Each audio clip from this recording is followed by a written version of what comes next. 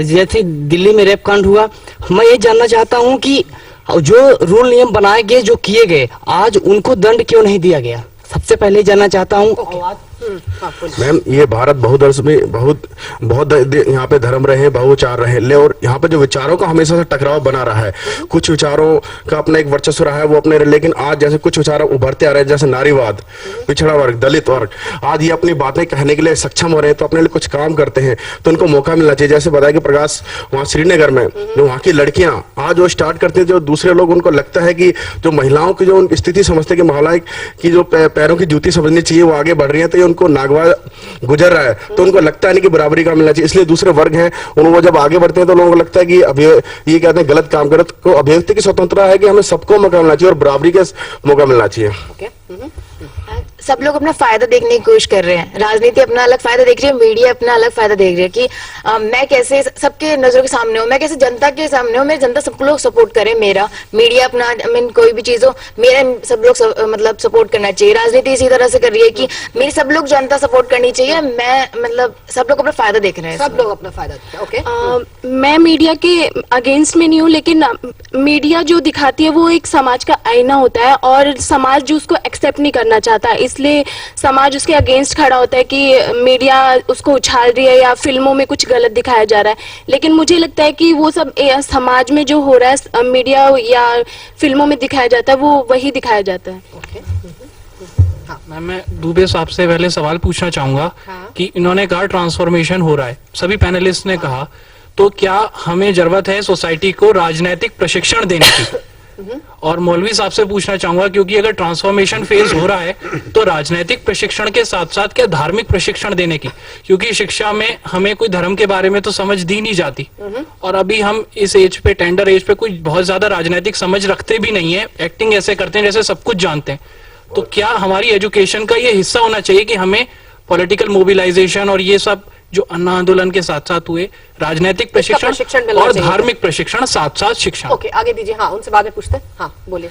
जो भी आजकल हो रहे हैं, समाज में उठ रहे हैं सब, इसका राजनीतिक स्तर पे बहुत बड़ा प्रभाव पड़ता है, क्योंकि अगर कोई भी इशू किसी धर्म और मजहब पे भी जाता है, अगर वो इशू किसी स्पेशली मुस्लिम धर्म पे हो गया तो वो पार्टी सोचती है कि मैं उस पे लूं, उस मजहब पे ज्यादा प्रकाश डालेगा, ज्यादा फोकस करेगा, ताकि उस मजहब के जितने भी वोटर हैं वो उनके फेवर में हो जाएंगे और उनको ज्यादा वोटिंग करेंगे, इससे प्रभाव पड़ता है। हाँ, एक मिनट।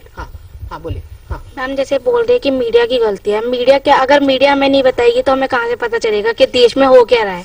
पहले तो ये बताइए, क्योंकि सर जितना कहते हैं ना कि मीडिया इतना उछालती है, अगर नेगेटिव नहीं दिखा रही तो वो पॉजिटिव भी नहीं दिखा रही, हम कैसे मान ले कि कोई इंसान क्या सच बोल रहा है? एक मिनट। हाँ, बोलिए।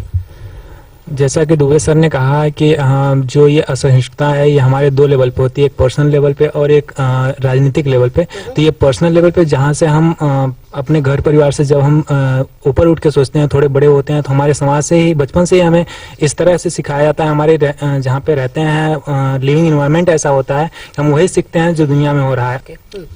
जो हमारे पॉलिटिशियन है वो अपना वोट बैंक बढ़ाने की। डॉक्टर सबीर, क्या आपको लगता है बार बार जो वोट बैंक की बात आती है, क्या पॉलिटिक्स जो है सिर्फ और सिर्फ वोट बैंक पर चलेगी और जो समाज की जो धड़कन है उसको सुनने का काम नहीं करेगी? ऐसे ही लोगों की आवाज से लगता है। आप मुझे इजाजत दें तो थोड़ा मैं इससे और सतह में जाऊं। आज वाकई मेरे लिए एक बड़ा खुशी का मुकाम है। आप पूछना चाहेंगे कि क्यों है ऐसा? सबसे पहली खुशी तो मेरे को यह है कि हम आज इस विषय पे बात कर रहे हैं। अगर आप ये कहती हैं कि 20 साल 15 साल पहले भी हम ये कर पाते थे, या इससे भी और संगीन मसले हों, जैसे सेक्सुअल बिहेवियर हो, रेप कांड से जो जुड़ा हुआ है, हम इस पे आज खुली आजादी से एक दूसरे से बात कर रहे हैं। ये पहले नहीं होता था। ये फर्क है। आज हम बड़े हैं, आगे बढ़े, इसलिए हमें खुशी हो रही है कि आज जो हो रहा है, मैं सिद्दीकी साहब से बिल्कुल इस मामले में मुत्तफिक हूं। It is a process of evolution. आप इसको रोक नहीं सकते, चाहे वो ग्लोबलाइजेशन या मार्केट इकोनॉमी की बात हो, चाहे वो इंटॉलरेंस की बात हो, चाहे वो एक दूसरे पे गाली देने की बात हो। इट इज समथिंग जो होना ही है। आज एक बाउंड्री दूसरी बाउंड्री से मिंगल करके टकरा रही है, तो ये सब आप देख रहे हैं जो उसमें एक किस्म का कांड या मीडिया। मैं ये कहना चाहता हूं, इससे छुटकारा, एक सेल इस सारी कायनात की एक ह्यूमन बीइंग है, वो जहनियत की मिट्टी है जिससे मेरे ये दोस्त जो यहाँ और जो छोटी बच्चियां बैठी हुई हैं, इनसे भी छोटी उम्र 3-4 साल की उम्र से जो बच्चा बड़ा होता है, चाहे जिसमें घर वाले हों उसके या सामाजिक उस पे जो आती हैं influences, that goes into the making of the व्यक्तित्व जो है, पर्सनालिटी, थॉट प्रोसेस। क्योंकि इसी सेल से, इसी मिट्टी से एक मीडिया पर्सन आप जैसी आएंगी, इसी से जज आएगा, इसी से वो आदमी भी आएगा, क्रिएटिव आर्टिस्ट बनेगा जिसको अपनी बाउंड्रीज भी समझनी है, और वो आएगा जो उसको रोकता भी है।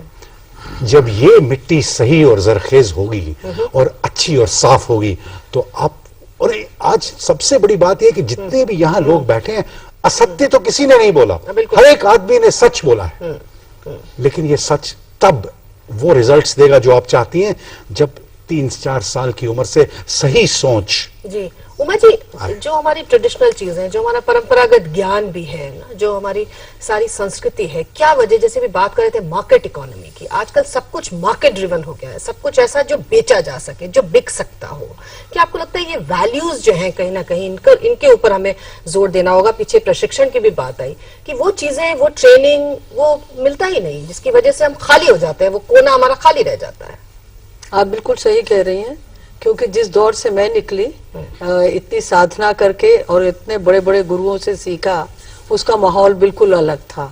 आज बिल्कुल ऐसा हो रहा है, कमर्शलाइज्ड हो रहा है एकदम, उसमें कोई गहराई नहीं रह गई। और मैं ये भी कहना चाहूंगी यहाँ पर कि क्योंकि वो समझते हैं कि ऐसा अगर हम कर देंगे तो हम ज्यादा, मतलब कुछ गाने भी बड़े अश्लील ला रहे हैं, कुछ नाच का भी मामला ऐसा ही चल रहा है, टू मच ऑफ एक्सपोजर, जिससे बड़ा बहुत गलत उसका एक प्रभाव पड़ता है, बहुत ज्यादा प्रभाव पड़ता है। लेकिन मैं ये चाहती हूँ कि हम लोग अपनी कला की नहीं, बल्कि किसी भी बात को, चाहे पॉलिटिशियंस हो, चाहे वो कलाकार हो, चाहे वो डॉक्टर्स हो, चाहे वो इंजीनियर्स हो, कोई भी हो, उन लोगों को सबको ये सोचना चाहिए हमें सच्चाई से काम करना है, गहराई से काम करना है, न कि हम इससे कुछ फायदा उठा के कमर्शलाइज इसको करें और आगे बढ़े। मैं समझती हूँ कि हम लोग एक पुरानी तहजीब में चले जाएं सब लोग। और मैं अभी भी एक चीज और कहना चाहूंगी कि जो हमारे नेता पुराने थे, they were absolutely dedicated to nation. जो हमारे कलाकार बड़े डेडिकेटेड रहे अपनी कला से, मैं समझती हूँ वो जमाना वापस आना चाहिए। देखिए, वैल्यूज की जो बात आपने कही और उमा जी ने उसके ऊपर टिप्पणी की, उसमें मैं एक उदाहरण देना चाहता हूँ। बच्चे यहाँ पे बैठे हुए हैं, आज हमको क्या पढ़ाया जा रहा है? हाईली एजुकेटेड, पैसा आ जाए, इकोनॉमी ग्रोथ अच्छी हो जाए और हम पावरफुल कंट्री बन जाए तो हम बहुत अच्छे हो गए।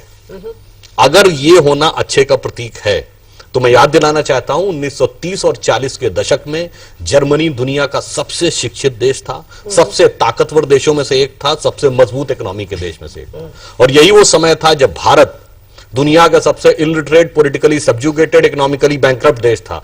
मगर हमने दुनिया को गांधी दिया और जर्मनी ने हिटलर दिया। क्यों? बिकॉज वैल्यू सिस्टम डिफरेंट था। यानी एक कम पढ़ा लिखा व्यक्ति जिसकी वैल्यू ज्यादा अच्छी है, वो ज्यादा सही कंट्रीब्यूट कर सकता है सोसाइटी में, बजाय कि पढ़े लिखे हो प्रॉस्परस व्यक्ति।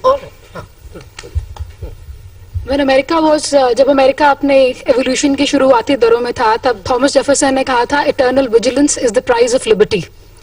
आजादी की कीमत है सतर्कता, ऑलवेज। हमारी मीडिया, हमारी यूथ और हमारे पॉलिटिशियंस, आज हम पहले से बहुत आगे बढ़े हैं, कल को और आगे जाएंगे, लेकिन हम ये सतर्कता खो रहे हैं। अगर हम सब सतर्क होके आगे बढ़ेंगे तो हम, आई डोंट थिंक, किसी और के लिए प्रॉब्लम बनेंगे।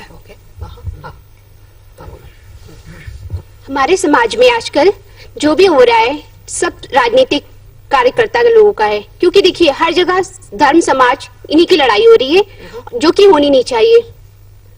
आप मानते पॉलिटिक्स उसमें रिस्पॉन्सिबल? ओके, हाँ सर, जैसे भी आपने कहा कि इंडिविजुअल जो सेटिस्फेक्शन है वो एक बहुत बड़ा रीजन है जिसमें कि हम आज असहनशील हो जा रहे हैं।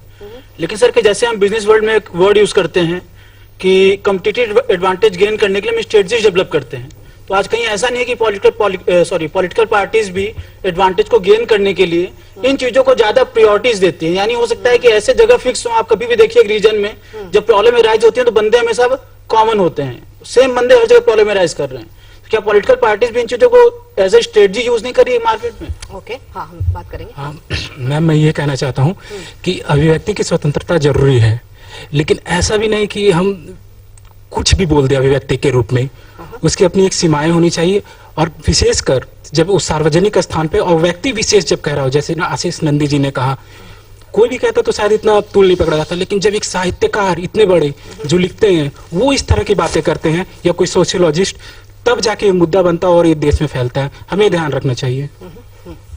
हमारे हिसाब से अभिव्यक्ति होना आज मीडिया का सबसे बड़ा रोल है, क्योंकि जो भी चीज, मैं सर से सहमत नहीं हूँ कि उन्होंने कहा कि जिद बहुत गंदी चीज है, और मैं मानता हूँ कि जिद ही ऐसी चीज है जो कि आदमी को दुनिया के ऊपर ले जाती है और एक अपनी पहचान देती है। Of course. लाइए। ओके, हम दोनों एक दूसरे की बातों को सुनेंगे। असहमत मैं हो सकती हूँ आपसे। एक छोटा सा ब्रेक हम लेंगे और चर्चा में हाजिर हो जाएंगे और फाइनल कमेंट्स लेंगे यहाँ मौजूद हमारे विशिष्ट मेहमानों से। आप देखते रहिए चर्चा में।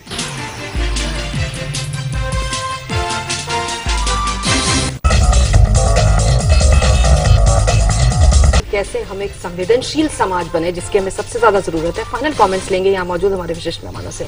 दुबे जी, फाइनल कमेंट्स दीजिए और ये बताइए कि इस तरह के उदाहरण तो टाइम टू टाइम हमारे सामने आते ही रहेंगे, इस तरह की चर्चाएं भी होती रहेंगी, पर क्या ये चीजें कभी थमेंगी? क्या वाकई हम कभी दिमागी तौर पर इतने समृद्ध, इतने विकसित हो पाएंगे कि इन चीजों को टॉलरेट कर सकें? हम लोग बहस कर रहे हैं, ये इस बात का सबूत है कि ये समस्याएं बहुत दिनों तक नहीं रहने वाली हैं। इसी के साथ मैं बहुत विनम्रता से ये कहना चाहता हूँ कि हमारे पिछले नेता जो थे, जिनकी तारीफ में यहाँ पर कसीदे पढ़े जा रहे हैं, वो भी अतीत में नहीं रहते थे, वो भी अपने वर्तमान में रहते थे और भविष्य की ओर देखते थे। हमें भी अतीत में नहीं रहना है, ना अतीत में वापस जाना है, हमें भी वर्तमान में रहना है और भविष्य की ओर देखना है। भविष्य की ओर हम देखेंगे। सकता है तो क्यों नहीं ले हम? नहीं, भविष्य नहीं, वो तो है ही। अतीत तो हमेशा